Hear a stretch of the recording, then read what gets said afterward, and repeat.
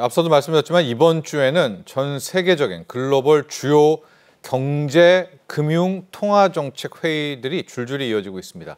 최상목 부총리, 이창용 한국은행 총재, 당분간 꽤 긴 기간 동안에 못 돌아오실 겁니다. 거의 페루 갔다가 뉴욕 갔다 워싱턴 갔다가 참 긴 기간 동안에 많은 회의들 또 내용들 주고받을 것 같은데요. 이 글로벌 이벤트들 오늘 집중적으로 분석해 보도록 하죠. 황세훈 자본시장연구원 선임연구위원과 함께합니다. 안녕하십니까? 네, 안녕하세요. 네. 반갑습니다. 자, 바쁩니다. 바로 시작해보죠. 에이펙 재무장관 회의부터 들어가 보도록 할까요? 페루 라마에서 열리는 에이펙 재무장관 회의. 최상목 부총리가 기획재정부 장관이니까 이제 참석하겠죠. 뭐 어떤 회의체고 오늘에는 또 어떤 의제, 아젠다가 있는지 좀 정리해 볼까요? 네, 일단 21개국 회원국이 이제 모여서 같이 이제 경제와 관련된 협력 사안들을 논의하는 자리가 바로 이제 에이펙 이제 재무장관 회의가 되겠습니다. 21개국 회원국들의 재무장관들이 모여서 주로 경제 관련 현안들을 이제 논의하게 되는데 이번 에이펙 회의에서 이제 에이펙 회의의 주된 주제는 지속 가능한 성장이라는 주제로 여러 가지 경제 관련 현안들이 논의가 됩니다. 사실 최근 들어서 이 지속 가능성 뭐 ESG에서도 많이 다뤄지고 있잖아요. 저 제목 많이 본 제목인데요. 그렇습니다. 네. 그 ESG 이제 많이 들어보셨을 텐데 거기서 다루는 주제와 굉장히 일맥상통한다 이렇게 보시면 될 것 같고요. 여러 가지 기후 변화라든지 기후 위기 뭐 이런 부분들이 많이 부각이 되고 있잖아요. 근데 이런 기후 위기, 환경 변화와 같은 내용들은 한 개 국가가 경제 정책을 바꿔서 해결하기에는 굉장히 큰 한계가 있습니다. 글로벌한 차원에서 경제와 관련된 규제라든지 경제 협력들이 이루어져야 이 본격적인 효과를 낼 수가 있거든요. 그렇죠. 그렇기 때문에 이 지속 가능한 성장에 있어서는 글로벌 협력이 굉장히 중요하고요. 에이펙과 같은 여러 개 국가가 모여 있는 협의체에서 관련된 환경 정책이라든지 경제 정책을 조율해서 서로 일관성을 가지도록 만들어주는 것이 대단히 중요하다 이렇게 볼 수가 있습니다. 이번 지속 가능한 성장을 주제로 열리는 이제 에이펙 회의에서는 주로 탄소 가격 정책이라든지 또는 에너지 전환과 관련된 기본적으로 환경과 경제가 밀접하게 맞물리는 그런 의제들에 대해서 굉장히 이제 심도 있는 논의들이 이루어질 예정이고요. 그리고 또 한 가지 디지털 금융과 관련된 지금 디지털 혁신이 또 하나의 글로벌 중요한 트렌드가 되고 있잖아요. 따라서 이러한 디지털 혁신에 관련된 그리고 디지털 금융과 관련된 그런 의제들이 집중적으로 논의될 걸로 지금 예정되어 있습니다. 우리나라가 이제 굉장히 중요한 역할을 여기서 맡을 수밖에 없는 거고요. 그리고 우리나라가 내년도 에이펙 의장국이 되는 거잖아요. 그렇기 때문에 이러한 논의의 흐름들을 계속 주도적으로 끌고 가고 내년에는 에이펙 의장국으로서 회의에 새로운 어젠다를 제시를 하고 새로운 방향성을 적극적으로 제시해야 되는 그런 이제 역할을 맡게 되기 때문에 이런 거에 관련된 논의도 이루어질 예정입니다. 최상목 부총리께서 지금 직접 참여를 하고 계시는데요.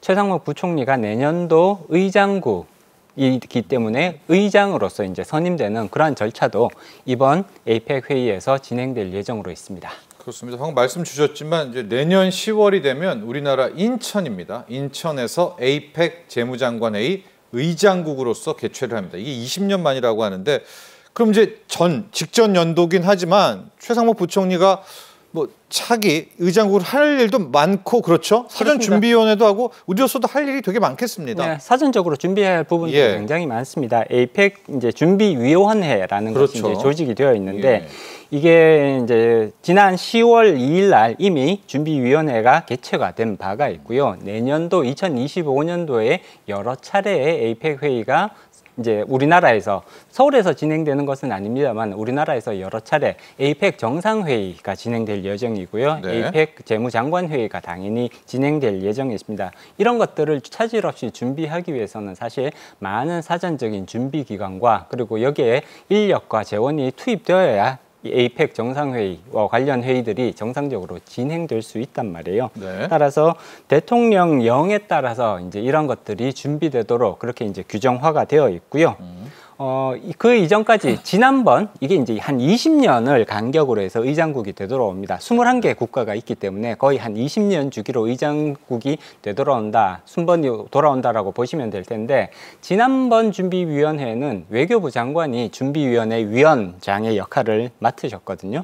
근데 이번 준비위원회부터는 외교부 장관이 아니라 국무총리께서 직접 준비위원회의 위원장 역할을 이제 수행하게 되고요. 그만큼 이 에이펙에 대한 국가적인 관심도와 그리고 지원도가 더 높아지게 된다라는 것을 의미한다고 알겠습니다. 보시면 될 것 같습니다. 자, 여기가 페루 라마에서 열리는 이제 에이펙 재무장관 회의잖아요. 바로 넘어가야 됩니다. 23일, 24일에는 뉴욕으로 가야 되는데요. 뉴욕에는 G20 재무장관 중앙은행. 과거에는 재무장관만 모였는데 요즘에 중앙은행 총재들도 함께 모이는 것 같아요. 이게 4번째라고 하는데, 네네. 그럼 여기에는 이제 이창용 한국은행 총재도 또 함께 가야 되겠죠? 네, 같이 가셔야 됩니다. G20 재무장관 중앙은행 총재회의, 이거 다뤄볼까요? 네네. 일단 최근 들어서 특히나 이제 강조되고 있는 부분이 뭐냐 하면, 정부의 재정 정책도 굉장히 중요하지만 네. 중앙은행의 통화 정책도 그 중요성이 계속해서 증가하고 있다고 평가를 받습니다. 그렇기 때문에 예를 들어 정부의 재정 정책과 중앙은행의 통화 정책이 엇박자를 내버리면 경제를 위한, 예를 들어 경제 이제 부흥을 위한 내지는 경제 활동 촉진을 위한 정책들이 서로 반대 방향으로 가버릴 수가 있는 거거든요. 그렇죠. 그렇게 되면 정책적 효과가 크게 반감될 수 있기 때문에 재정 정책과 통화 정책의 협조적인 또는 일관된 정책적 방향성이 굉장히 강조되고 있는 상황이라고 볼 수가 있습니다. 그렇기 때문에 재정 정책을 총괄하는 재무장관과 통화 정책을 총괄하는 중앙은행의 장이 다 함께 모여서 관련된 경제 발전 방향을 공통적으로 논의할 필요가 있다. 이래서 사실은 이제 재무장관과 네. 중앙은행 총재들이 같이 만나게 되는 거거든요. 이제 우리나라 같은 경우에는 지금 그 국제금융체제 실무회의라는 것이 그 산하에 있는데, 최상목 부총리께서 여기 이제 의장으로 지금 선임이 되어 계시는 거거든요. 네. 그렇기 때문에 이제 관련돼서 이제 선도 발행 같은 것들을 조금 하셔야 될 것 같고요. 그 다음에 이런 것들이 결국은 특히나 G20의 역할이 강조되고 있는 부분들은 글로벌 금융위기라든지 여러 가지 종류의 위기 상황이 왔을 때 공동으로 대응하는 것과 그렇지 않고 개별적인 국가가 대응을 하는 것에 있어서는 굉장히 큰 효과에 있어서 차이를 가져올 수가 있습니다. 네. 우리가 2008년 글로벌 금융위기 때도 경험을 했고요. 2020년 코로나 팬데믹 위기 때도 비슷한 상황을 경험을 했습니다. 굉장히 큰 경제적 충격이 다가왔을 때 G20 국가, 전 세계 경제를 이끌고 있는 국가들이잖아요. 이 G20 국가들이 경제 정책 그리고 통화 정책을 일관되게 폈을 때 그 경제 충격을 흡수할 수 있는 정도가 각자 개별 국가가 알아서 판단하는 것보다는 오히려 이렇게 통합해서 조정을 해주는 것이 훨씬 더 경제 충격을 빨리 흡수하고 위기에서 벗어나는 데 더 효과적이다라는 이런 것들이 있기 때문에 재정정책 담당자, 네. 재무장관과 통화정책 담당자들이 이렇게 이제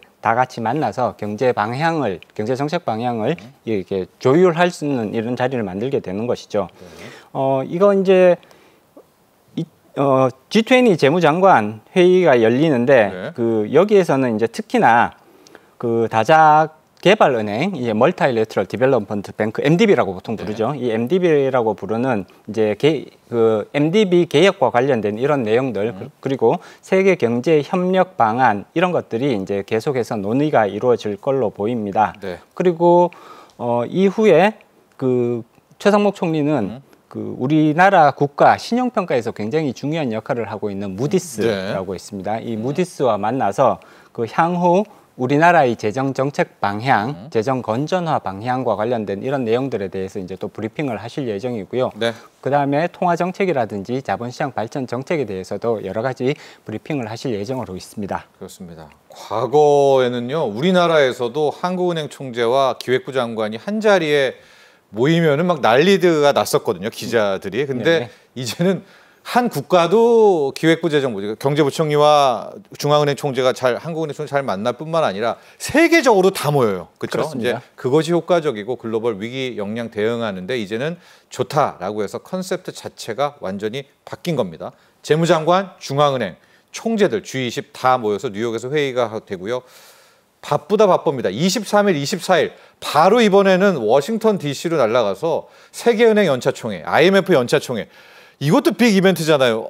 이창용 총재, 한국은행 총재가 여기 또 갑니다. 그렇죠? 네. 네. 일단 IMF 같은 경우는 국제통화기금인 거잖아요. 그렇기 때문에 은행의 역할이 이제 일정 부분 여기에 부여되어 있다라는 점, 그다음에 월드뱅크는 세계은행인 거니까 당연히 IMF와 비슷한 역할을 또 맡고 있는 기관이라고 볼 수가 있습니다. 글로벌 금융시장, 특히 글로벌 정부 부채와 관련된 이런 금융시장에 있어서는 굉장히 중요한 역할을 담당하는 두 개의 국제기구라고 볼 수가 있는 거고요. 네. 이 IMF, 그다음에 월드뱅크 연차총회에서는 결국은 여러 가지 국가, 특히 국가의 재정 건전성과 관련된 그런 이제 여러 가지 논의 사항들이 이제 화두가 될 수밖에 없는데, 이러한 특히나 재정 건전성, 그러니까 코로나19 이후에 재정 건전성에 굉장히 크게 부담을 느끼는 국가들이 증가하고 있는 것이 사실입니다. 국가 부채, 전반적인 국가 부채가 증가하고 있거든요. 네. 그렇기 때문에 재정 건전성을 어떠한 식으로 확보할 것이냐,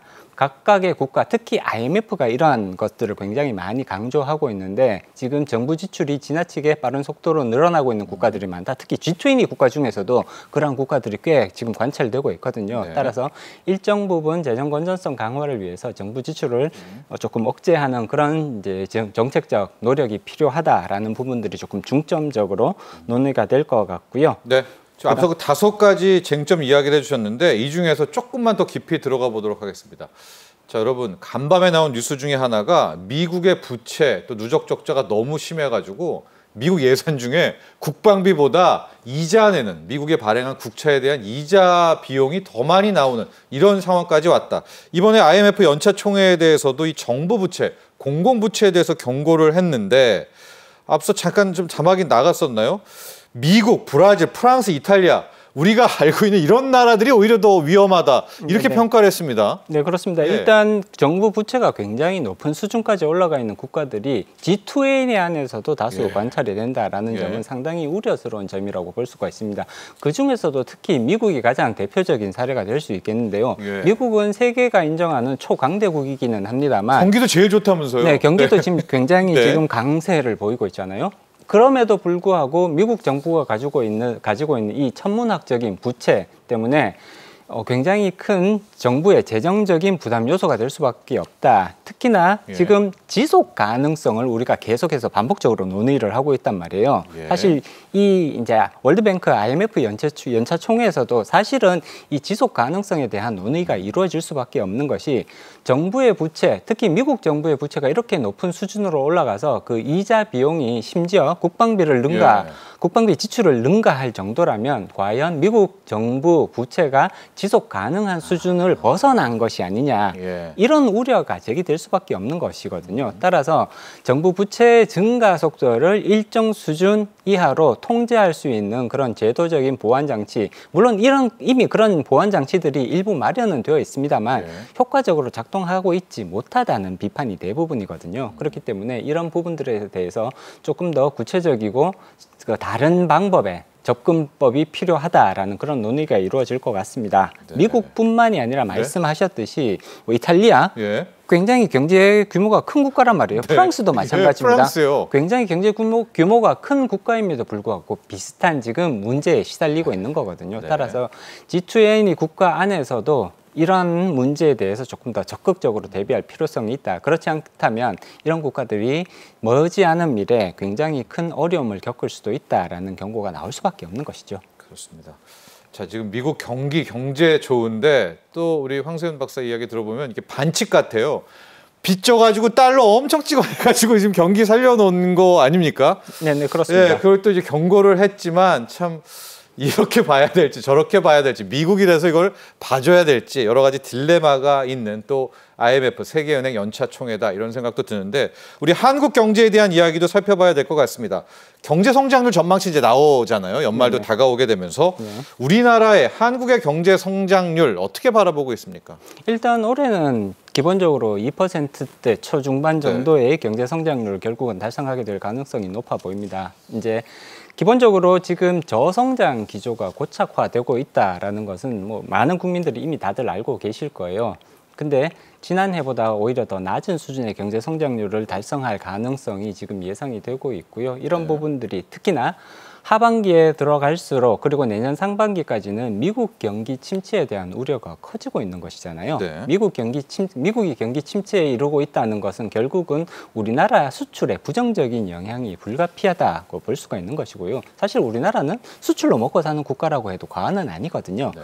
따라서 미국 경기 침체는 바로 우리나라 수출 부진을 의미하는 것이고 수출이 떨어지게 되면 바로 경제 성장률 저하로 이어질 수밖에 없다라는 점. 그렇게 봤을 때는 사실 내년 상반기까지는 우리 경제가 계속해서 조금 침체되는 그런 이제 모습을 보일 가능성들이 높다. 경제 성장률이 떨어진다는 얘기겠죠. 네. 그렇게 봤을 때 전반적으로 올해는 2%대 초반 정도의 경제 성장률을 달성할 가능성이 현실적으로 더 높지 않을까 이렇게 봐야 될 것 같고요. 네. 이것이 뭐 마이너스까지 떨어진다 뭐 이런 의미는 전혀 아닙니다. 네. 그렇기는 하지만 낮은 수준 2% 예전 같았으면 기본으로 3%는 우리가 끌고 갔는데 3%를 달성하는 것이 점점 더 어려워지고 있다. 올해 당연히 안 될 것 같고요. 네. 내년에도 3%의 달성이 쉽지 않을 것 같다라는 전망이 주류를 이룰 수밖에 없습니다. 그렇습니다. 올해 수출이 좀 좋을 때 내수 경기를 최대한 좀 끌어올리는 것이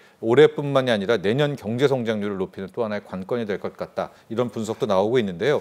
이 이슈도 한번 다뤄봐야 될 것 같아요. 쾌거가 있었잖아요. 우리 대한민국의 국채가 세계 국채지수에 편입이 됐습니다. 네네. 관련해서 최상목 부총리 좀 뭐 투자자들도 좀 만날 필요도 있을 것 같고 우리가 포함이 됐으면 무디스도 이번에 만남이 있던데 국가신용등급 상향에 대한 이야기도 한번 요거나 뭐 이야기해볼 만하지 않겠습니까? 이 두 가지 이슈도 함께 좀 이야기해 주시죠. 네, 일단 WGBI 지수 편입은 굉장히 약간은 시장에서는 조금 기대 수준이 낮았던 것이 사실입니다. 이번에 안 될 줄 알고. 이번에 안 될 가능성이 높다라는 그런 이제 예상이 지배적이었는데 오히려 내년 3월 정도는 돼야 가능하지 않겠느냐 이런 예상들이 지배적이었거든요. 네. 그렇지만 약간은 이제 깜짝 쇼처럼 이제 10월 달에 바로 이제 편입이 발표가 됐죠. WGBI 편입이 되게 되면 사실 WGBI를 추종하는 그런 이제 자금의 규모가 글로벌 이제 금융시장에서 약 60억에서 70억 달러 정도 될 걸로 지금 추정을 하고 있습니다. 대규모로 자금 유입이 가능하고 그렇게 됐을 때 결국은 환율의 안정 플러스 그다음에 금리의 하향 조정, 하향 안정화 이런 것들이 가능해지기 때문에 결국은 우리나라 경제에 일정 부분 도움을 줄 가능성이 높다라는 평가를 내릴 수가 있는 것이고요. 이런 것은 결국은 우리나라의 펀더멘털 개선에 분명히 긍정적인 역할을 할 가능성이 높다라고 평가할 수가 있습니다. 그동안 외환 제도라든지 자본시장 제도 개선을 꾸준하게 우리가 추진을 해왔고요. 기재부의 이러한 노력 그리고 금융위원회의 시장 개발을 개선을 위한 그런 노력들이 긍정적인 평가를 받아서 이뤄낸 결과라고 충분히 평가할 수가 있습니다. 대단히 높은 그런 이제 긍정적인 평가를 내릴 수가 있을 것 같고요. 이런 부분들은 결국은 앞서도 말씀드렸듯이 우리나라 경제 구조의 펀더멘탈이 굉장히 탄탄하다라는 것을 의미하는 거거든요.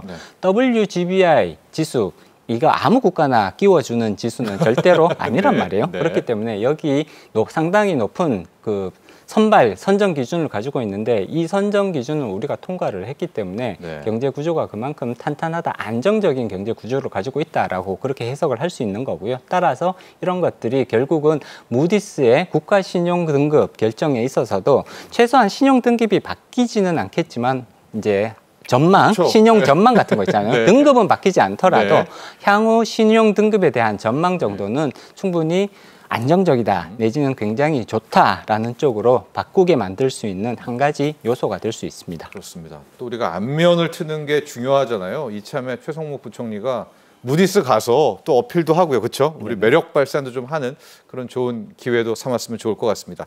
자, 마지막 질문을 던져보도록 하겠습니다. 지금 미국 주식시장만 보면 연일 신고가 경신, 사상 최고가 경신. 그러나 IMF도 그렇고요. 세계은행도 그렇고 그렇게 뭐 내년 경제 전망, 중기 경제 전망 낙관하지는 않는 것 같아요. 우리 한국 경제 어떻게 바라보고 계십니까? 우리 박사님께서는. 일단 내년도 같은 경우에는 앞서도 말씀드렸듯이 우리나라 경제에 가장 크게 영향을 미치는 미국 경제가 상당히 이제 조금 침체되는 쪽으로 갈 가능성이 높다고 전망이 계속해서 나오고 있습니다. 물론 주식시장은 맨날 저러는데 네, 경제 지표는 네. 지금 왔다 갔다 하는 네. 예를 들어 좋은 고용 지표가 발표됐다가 또 다음 달 되면 또 고용 지표가 또 굉장히 또 안 좋은 것처럼 발표되고 이런 네. 왔다 갔다 하는 그런 경제 지표가 발표되고 있어서 여러 투자자분들께서 굉장히 조금 혼란을 느끼실 네. 가능성이 높습니다. 그렇기는 하지만 지금 현재와 같은 미국 주식시장의 고공행진 또는 미국 시장의 굉장히 지금 그 경제 상태가 네. 미국 경제는 굉장히 좋아 보이거든요. 네. 근데 어떻게 보면 미국 경제만 나 홀로 좋다라는 평가를 내리지 않을 수가 없거든요. 네. 사실 미국을 제외한 나머지 국가들을 보면 사실 경제 상태가 그렇게 좋다고 네. 평가하기 전반적으로 좋다고 평가하기는 어렵습니다. 그리고 미국의 이 상승 사이클이 계속해서 이어지기도 대단히 어려운 것이거든요. 미국 금융시장의 지금 상승 사이클을 보면 상당 기간 거의 굉장히 긴 시간 동안 금융시장의 상승 사이클이 지금 유지가 되고 있단 말이에요. 이래도 되나 싶죠. 그렇습니다. 네. 이렇게 길게 갈 수 있는 것인가라는 이런 부분들에 대해서 우려가 나오는 것은 정상적인 모습이라고 볼 수가 있는 거고요. 경기 침체에 대한 우려는 갈수록 조금씩 강해지고 있다라고 말씀드릴 수가 있고요. 네. 미국의 금융시장의 이 상승 사이클도 머지않아 이 정점에 이를 가능성을 우리가 충분히 조금 여기에 대해서 준비를 할 필요성이 있을 것 같습니다. 그렇기 때문에 내년도에는 올해보다는 조금 더 안 좋은 경제 상황으로 갈 가능성을 우리가 충분히 염두에 두고 거기에 대비하는 자세가 필요할 것 같습니다. 그렇습니다. 자, 이유 없는 또 낙관보다는 열심히 준비하는 또 그런 자세가 필요한 그런 내년도에 대한 경제 대응 전략까지도 들어봤습니다. 자, 도움 말씀 주신 황세훈 자본시장연구원 선임연구위원 여기서 보내드리도록 하죠. 감사합니다.